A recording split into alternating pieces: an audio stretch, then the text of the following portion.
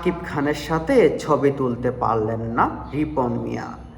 মন খারাপ করে বসে আছেন শাকিব খানের সঙ্গে ছবি তুলতে না পেরে।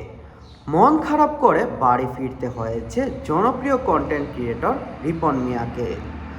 সম্প্রতি এক অনুষ্ঠানে মেগাস্টার শাকিব খানের দেখা মিললেও বডিগার্ডদের কড়া পাহারায় প্রিয় নায়কের সঙ্গে ফ্রেমবন্দি হতে পারেননি তিনি।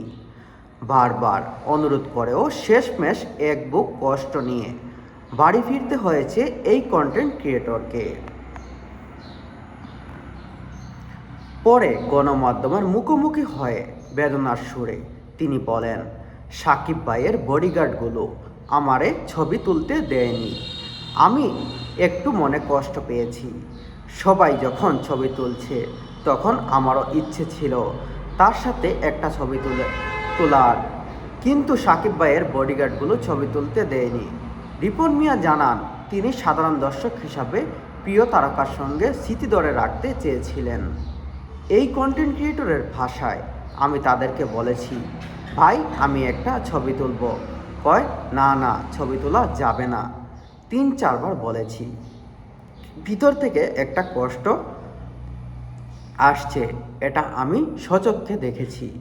খুব কষ্ট পেয়েছি, ওইসব কষ্ট লেগেছে, খুব খারাপ লেগেছে ছবি তুলতে না দেয়ায়।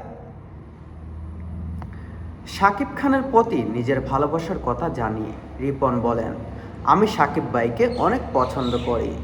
ছোট্টবেলা থেকে তার সিনেমা দেখেছি, ওনার নাচ অভিনয় সবই অসাধারণ। যত নতুন গান আসবে সেগুলো দেখি। আমি ওনার একজন ফ্যান, কিন্তু ফ্যান হিসাবে একটা ছবি তুলতে পারলাম না, এটা খুবই খারাপ লেগেছে।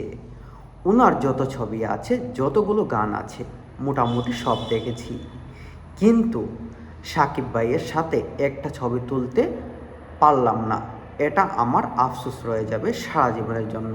সবশেষে তিনি বলেন, এখন আর কষ্ট নাই, আগে ছিল, ছবি তুলতে পারিনি, হয়তো আমার ভাগ্যে ছিল না। সবাই আমার জন্য দোয়া করবেন।